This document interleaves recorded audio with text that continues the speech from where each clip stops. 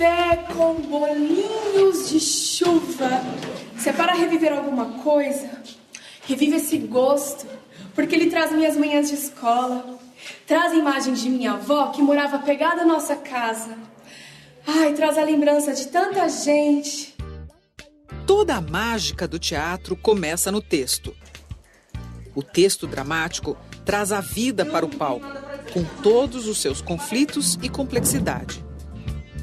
O texto dramático é um texto poético, escrito especificamente para ser falado, para ser exposto às pessoas através do corpo de um ator em cima de um palco.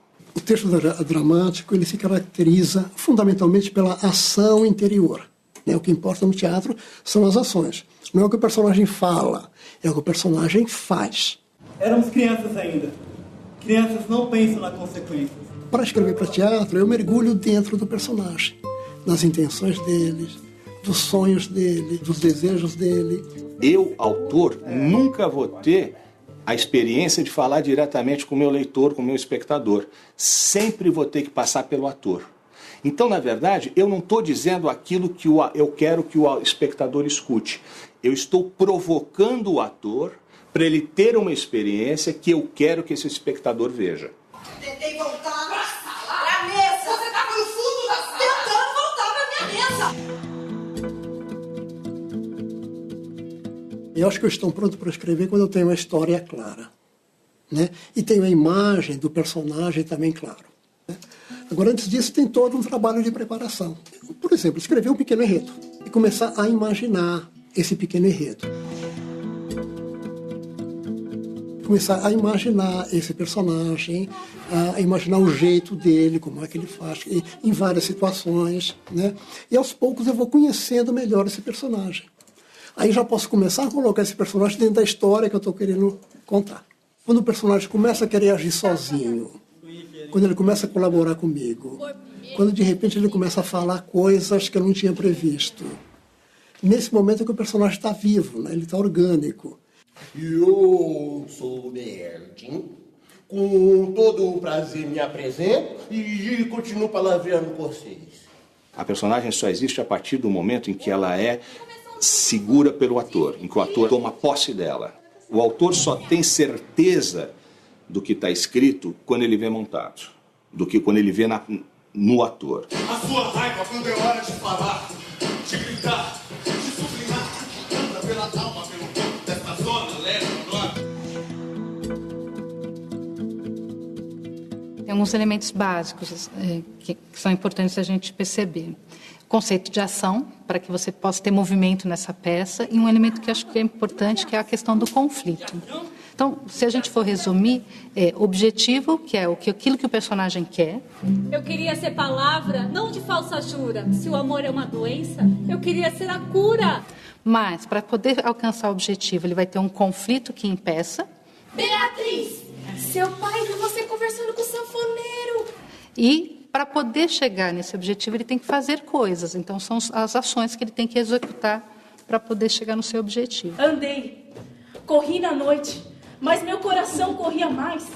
Aí você tem essas ações que vão fazer com que haja movimento, com que haja desenvolvimento da trama, da história. O teatro, tradicionalmente, ele se constrói com diálogos. Muito mais do que cinema. Então, o texto é importante. Vamos começar com a leitura? Vamos trabalhar o prólogo hoje?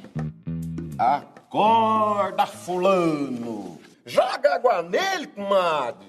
Tudo o que você vê numa peça de teatro está bem marcado no texto dramático. O elenco que vai encenar a peça tem de estudar bastante o texto, ver as indicações das ações, das intenções dos personagens, do espaço cênico. Isso é chamado de leitura dramática ou trabalho de mesa, porque acontece em volta de um mesão como esse. Ai, a sorte não vem para quem precisa. E nem para quem tanto reza por ela. É importante você ler esse texto com a intenção. Ou seja, há uma diferença do texto escrito, numa leitura branca, que é o que a gente chama, uma leitura comum, com a intenção. Ou seja, o que é que o personagem quer dizer com aquela fala? E aí o ator tem que tentar, ao falar o texto, dar a intenção. Como é que a gente trabalha uma sonoridade em que a gente realmente sinta os cheiros, com que realmente a gente enxergue as coisas? Quando a Tamires fala da cuca de Natal, que é um bolo, quando as pessoas ouvirem cuca de Natal, ela vem com uma imagem do cheiro, do gosto, mesmo que eu nunca tenha comido cuca de Natal, pelo jeito que ela vai falar, as pessoas têm que sentir uma coisa gostosa. Cuca de Natal, mas daquelas que se batia com as mãos. Aquela massa bem pesada que levava 2 dias para descansar bem. Depois que é feito todo o trabalho de leitura, a gente vai para a cena fazendo, sim, aí depois um trabalho corporal. Quer dizer, uma coisa é a leitura, a intenção na boca, mas como é que eu faço isso depois com o corpo? Cuca de Natal, mas daquelas que batia com as mãos. Aquela massa bem pesada que levava 2 dias para descansar bem. Ai, a casa inteira se perfumava de canela e açúcar. Se tiver rubrica, quem poderia ler onde tiver rubrica? No texto dramático, a rubrica, escrita entre parênteses, serve para indicar as ações dos personagens, a movimentação em cena e, às vezes, informações de luz e cenário. E ela pode ser de espaço, né? Então, é o local onde vai se passar a cena, é o espaço cênico. Ela pode ser uma indicação de ação do personagem, quando ele entra.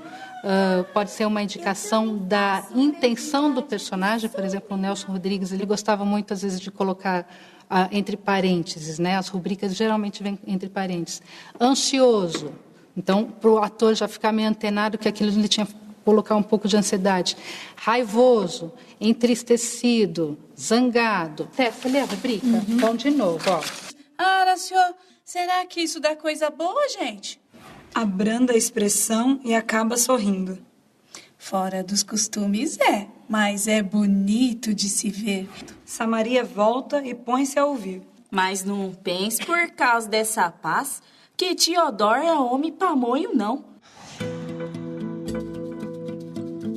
Então você já recebe o texto, vai lê o teu papel, aí eu começo a fazer as tuas relações com filmes, com quadros, com música. É como se para cada palavra você tivesse uma chave mesmo. Começa na letra, fonema, palavra, aí o grupo de palavras que são as frases, por exemplo, eu quero um sorvete. Você pode pôr a tônica cada hora num lugar, depende do que é importante, do contexto. Se a gente está numa mesa onde um quer uma coisa, outro quer outra, o garçom está pegando os pedidos, então eu falo, eu quero um sorvete, porque eu estou decidido para ele saber que minha pessoa quer um sorvete. Aí se um está na dúvida, eu não quero, eu vou embora. Agora eu estou decidido, eu falo, eu quero um sorvete. Eu ponho no verbo, porque é importante, eu estou decidido e eu sei o que eu quero. Se eu estou numa fila onde estão distribuindo 1, 2 e 3 sorvetes, aí eu chego lá e falo, eu quero um sorvete. Porque aqui o numeral é importante, ele só distribui sorvete, a diferença, o que vai dar o diferencial é o numeral. E se nessa mesma fila estão distribuindo cadeiras, sorvetes e relógios, eu falo, eu quero um sorvete, porque o importante é o gênero e não mais o numeral. Então, fazer esse estudo de frase a frase, o que é muito trabalhoso. Eu tô lendo na borra de café, meu filho chegou. É importante você saber identificar a engenharia do negócio, que a gente chama de carpintaria.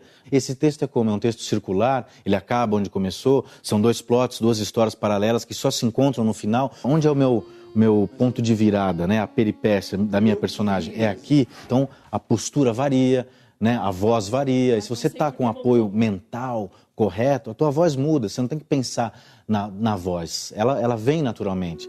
Começa a contar antes de conhecer este homem que hoje se lamenta. Começa a contar do princípio. O princípio de tudo foi descoberta e riso. Sempre pensando na relação acima de tudo, né? Nunca é uma coisa estanque, o meu personagem, o teu personagem, porque o teu vai influenciar o meu e vice-versa, né? Acho que a gente tem que pensar a peça como um organismo, né? Onde tudo interage e só tem sentido como unidade. O que você fala me modifica, aí a partir dessa modificação eu te falo outra coisa, e aí tem jogo, aí tem uma dinâmica, aí interessa, aí é teatro. Alguém te contou? Não. Então você inventou? Foi, depois o que me resta. É você digerir esse texto, ele está dissolvido no teu sangue, você não precisa pensar, para sobrar espaço para o teatro, para sobrar espaço para a interpretação, para você poder voar. Homem que chora na cadeia não merece respeito.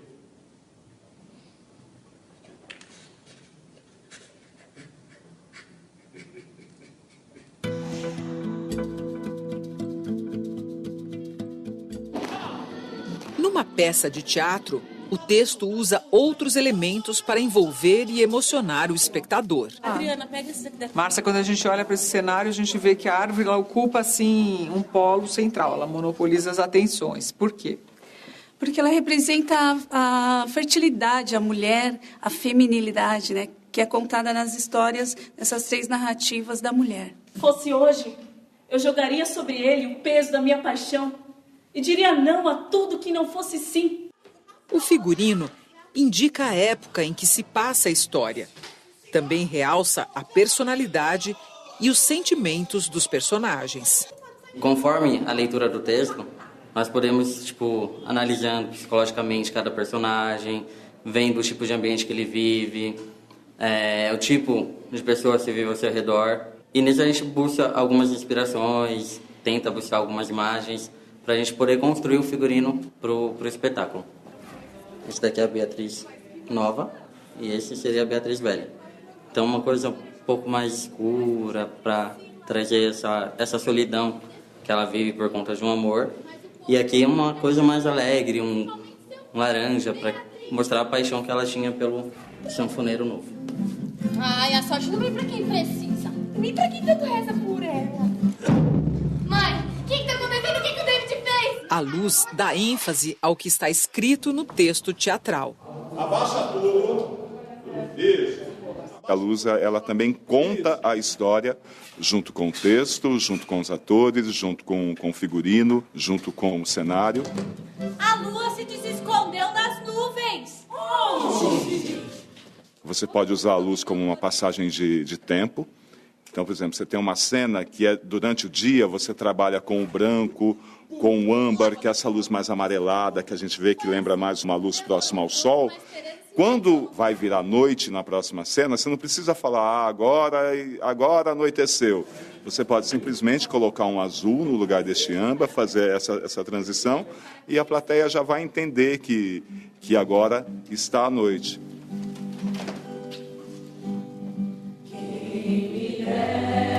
Outra vez esse passado. Uma outra forma que a gente tem de trabalhar a luz também para contar essa história, o que é? Aquele personagem sempre vai ter a mesma luz.